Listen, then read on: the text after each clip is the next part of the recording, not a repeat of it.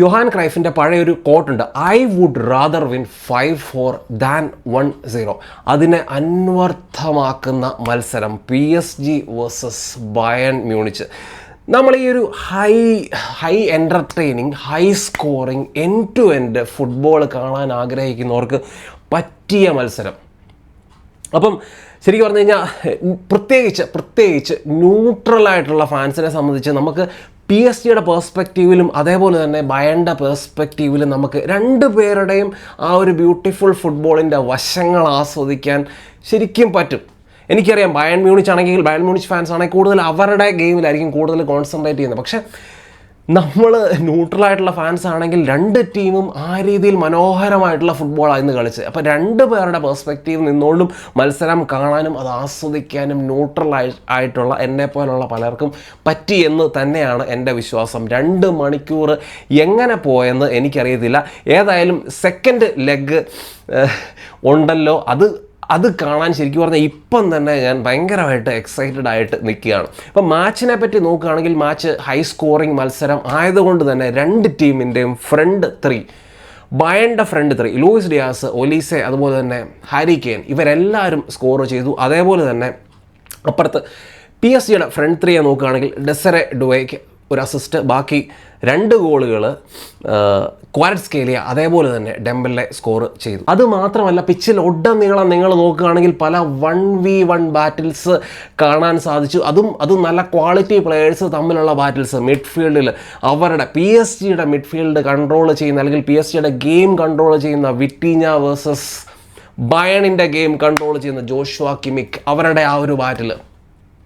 അപ്പം ഒറ്റ പാസ് കൊണ്ട് വിറ്റീഞ്ഞ ബയണിൻ്റെ ഡിഫൻസിനെ കീറി മുറിക്കുന്നതൊക്കെ നമ്മൾ കണ്ടു. അതേപോലെ തന്നെ ജോഷുവ കിമിക്കും ആ ഒരു ഉപമെക്കാനോയ്ക്ക് ആ ഒരു അസിസ്റ്റൊക്കെ കൊടുത്ത് പുള്ളിയുടെ ക്ലാസ്സും കാണിച്ച് തന്നിട്ടുണ്ട്. പിന്നെ നമ്മൾ 2 വിങ്ങിൽ നോക്കിയാൽ നൂനോ മെൻഡസ് വേഴ്സസ് ഒലീസെ, അതേപോലെ തന്നെ അപ്പുറത്ത് ഹക്കീമെ വേഴ്സസ് ലൂയിസ് ഡിയാസ്, ഇങ്ങനത്തെ ടഫ് ബാറ്റിൽസ് നമ്മൾ കണ്ടു. ശരിക്കും പറഞ്ഞു കഴിഞ്ഞാൽ PSG ബയണിനെ ഓപ്പൺ ചെയ്തതെന്ന് പറഞ്ഞാൽ പ്യുവർ ട്രാൻസിഷൻ വഴിയാണ്, അല്ലെങ്കിൽ കൗണ്ടർ അറ്റാക്ക്, അല്ലെങ്കിൽ പ്യുവർ ട്രാൻസിഷൻ വഴിയുള്ള അറ്റാക്കിലാണ് ബയണിൻ്റെ ഡിഫൻസിനെ പൊളിച്ച് അടുക്കിയത്. അല്ലെങ്കിൽ എപ്പോഴും നമുക്കറിയാം ബയൺ മ്യൂണിച്ചിൻ്റെ ഒരു വീക്ക്നെസ്സിലൊന്നാണ് ഈ ഒരു ഡിഫെൻസീവ് ട്രാൻസിഷൻസിലുള്ള ആ ഒരു, അല്ലെങ്കിൽ ഡിഫെൻസീവ് ട്രാൻസിഷൻസിലുള്ള അവരുടെ ആ ഒരു ഡിഫെൻസീവ് ഷേപ്പ്.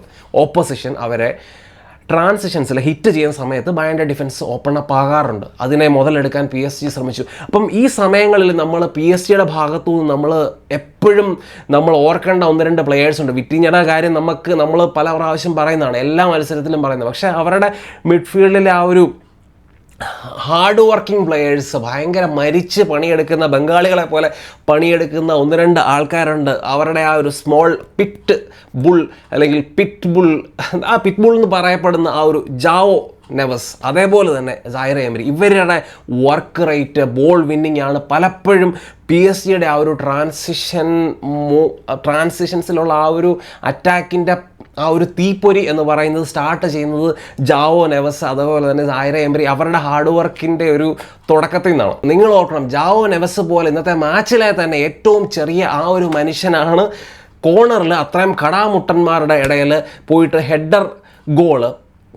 ഹെഡ് വിൻ ചെയ്ത് ആ ഒരു ഗോൾ സ്കോർ ചെയ്തത് എന്ന് ഓർക്കണം. ആ ഒരു പിറ്റ് ബുൾ മെൻറ്റാലിറ്റി പിച്ചിൽ കാണിക്കാൻ ശരിക്കും പറഞ്ഞാൽ ജാവോ നെവസിന് ഇന്നത്തെ മത്സരത്തിൽ സാധിച്ചിട്ടുണ്ട്. പിന്നെ ആ ഒരു മത്സരത്തിൽ ശരിക്കും പറഞ്ഞു കഴിഞ്ഞാൽ 5-2 മുന്നിൽ സെക്കൻഡ് ഹാഫിൽ വന്ന നിമിഷം എന്ന് പറയുന്നത്, ആ സമയം PSG നല്ല രീതിയിൽ അപ്പർ ഹാൻഡ് ഉണ്ട് ബയണിൻ്റെ മുന്നിൽ. 3 ഗോൾ ഡെഫിസിറ്റ്, അല്ലെങ്കിൽ 3 ഗോളിൻ്റെ അഡ്വാൻറ്റേജ് എന്ന് പറയുന്നത് അടുത്ത ലെഗിൽ എന്താണേലും വമ്പൻ അഡ്വാൻറ്റേജ് ആണ്. അതുകൊണ്ട് തന്നെ PSG ഒരു കാര്യം ചെയ്തു, ഇനിയിപ്പോൾ നമുക്ക് ഗെയിം കൺട്രോൾ ചെയ്യാം, കുറച്ചുകൂടെ സിറ്റ് ബാക്ക് ചെയ്ത് ഡിഫൻസിൽ കുറച്ചുകൂടെ കോൺസെൻട്രേറ്റ് ചെയ്യാം എന്ന് വിചാരിച്ചു. ആ സമയത്താണ് ബയൺ മത്സരത്തിൽ ഗ്രോ ചെയ്തത്. അപ്പം ബയണിന് കുറേ കൂടെ പൊസഷൻ കൂടുതൽ കിട്ടുന്നു. PSG പ്ലെയേഴ്സ്, പ്രത്യേകിച്ച് വിങ്ങേഴ്സ്, ഡെംബെലെ ആയാലും പിന്നെ വന്ന നമ്മുടെ ബാർക്കോള ആയാലും മയൂലും ഒക്കെ, അങ്ങനത്തെ എല്ലാവരും ഡ്രോപ്പ് ചെയ്ത് ഡിഫെൻഡ് ചെയ്യുന്നുണ്ടായിരുന്നു.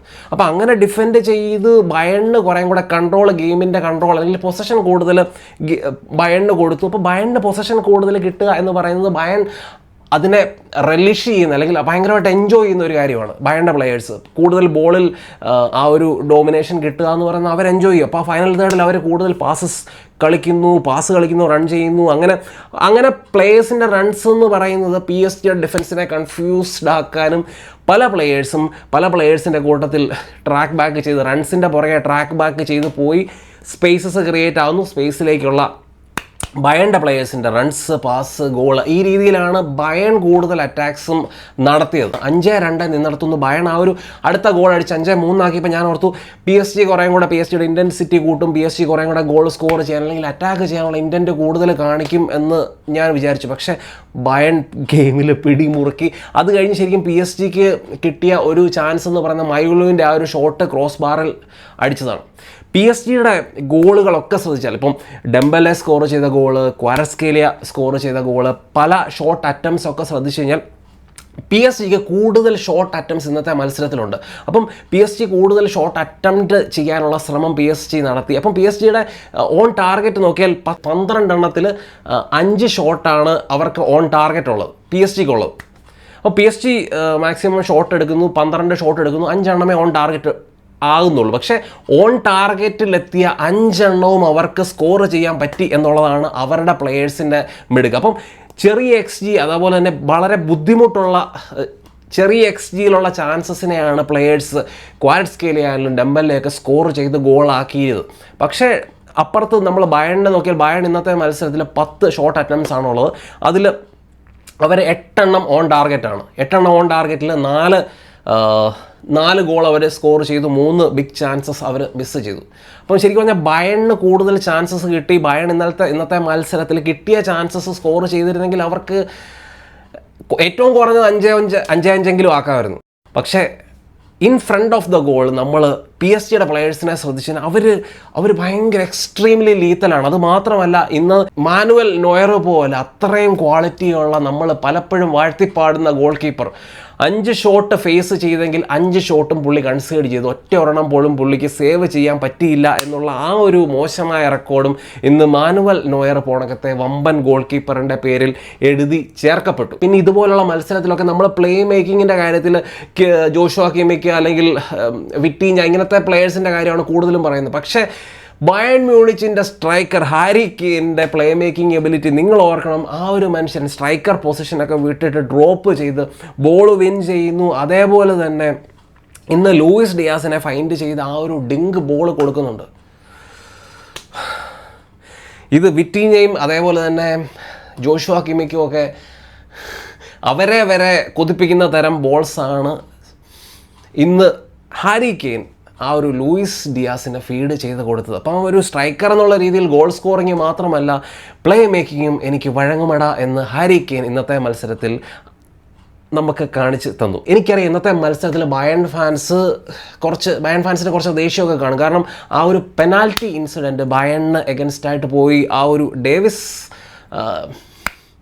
ഡേവിസിൻ്റെ ഹാൻഡ് ബോൾ ഇൻസിഡൻറ്റ്, നമ്മുടെ ഉസ്മാൻ ഡെംബലെ ഷോട്ട് എടുക്കുന്നു, ഡേവിസിൻ്റെ കയ്യെ കൊള്ളുന്നതിന് മുന്നേ തന്നെ ആ ഒരു ഹാൻഡ് ബോൾ ഇൻസിഡൻറ്റിന് മുന്നേ തന്നെ തൈയിൽ കൊണ്ടിട്ട് അല്ലെങ്കിൽ പുള്ളിയുടെ ഡേവിസിൻ്റെ തുടയെന്നാണ് ആ ഒരു ബോള് കയ്യിലേക്ക് കൊള്ളുന്നത് എന്ന് വ്യക്തമായിട്ട് ഞാൻ കണ്ടു. എനിക്കതൊരു ഭയങ്കര ഹാഷ് ഡിസിഷനായിട്ട് തോന്നി. പക്ഷേ കൈയുടെ എക്സ്റ്റൻഷൻ കൂടുതലായിപ്പോയി, അങ്ങനത്തെ പല എക്സ്പ്ലനേഷനും ഞാൻ കേട്ടു. പക്ഷേ ഇത് കുറച്ച് റഫറി കുറച്ചുകൂടെ എനിക്ക് എന്നാ പറയുന്നത് ബയണിന് കുറച്ചുകൂടെ സപ്പോർട്ട് ചെയ്യുന്ന തരം ഒരു ഡിസിഷൻ റഫറിക്ക് എടുക്കാമായിരുന്നു എന്ന് എനിക്ക് തോന്നി.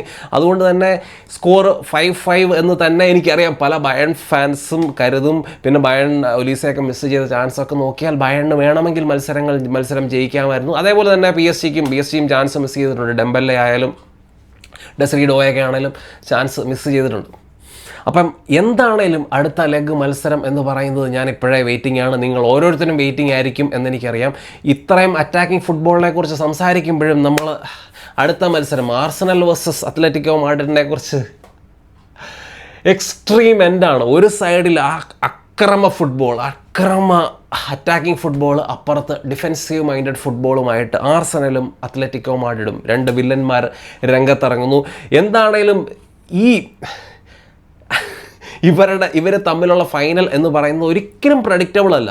ആർസണൽ എന്ന് പറയുന്ന ടീം ഓൾറെഡി ബയൺ മ്യൂണിച്ച് പോണക്ക് ഇത്രയും അറ്റാക്കിംഗ് ഫുട്ബോൾ കളിക്കുന്ന ടീമിനെ ലീഗ് ഫേസിൽ തോൽപ്പിച്ചതാണ്. അതുകൊണ്ട് തന്നെ ഫൈനലിൽ എന്തും സംഭവിക്കാം എന്ന് തന്നെയാണ് എൻ്റെ അഭിപ്രായം. ഈ ഒരു അത്ലറ്റിക്കോ മാഡ്രിഡ് ആർസണൽ മത്സരത്തിന് ഉള്ള ഗോളുകളും കൂടെ ഇന്നത്തെ മത്സരത്തിൽ അടിച്ചിട്ടുണ്ട് എന്നാണ് എൻ്റെ വിശ്വാസം. ആ ഒരു എൻ്റർടൈൻമെൻറ്റും കൂടെ നമ്മൾ ഇന്നത്തെ മത്സരത്തിൽ കിട്ടി എന്ന് കരുതി അടുത്ത മത്സരം കാണുക. പക്ഷേ ചിലപ്പം എല്ലാവരെയും അത്ഭുതപ്പെടുത്തിക്കൊണ്ട് രണ്ടുപേരും അറ്റാക്കിംഗ് ഫുട്ബോൾ കളിച്ചേക്കാം. എന്താണ് എന്നുള്ളത് നമുക്ക് അടുത്ത വീഡിയോയിൽ കാണാം. അപ്പോൾ നിങ്ങൾക്ക് വീഡിയോയെ പറ്റിയുള്ള നിങ്ങളുടെ അഭിപ്രായങ്ങൾ തീർച്ചയായിട്ടും ചന്നം പിന്നെ കമൻസ് ആയിട്ട് ഇടുക. മറ്റൊരു നല്ല വീഡിയോ ഇടണം.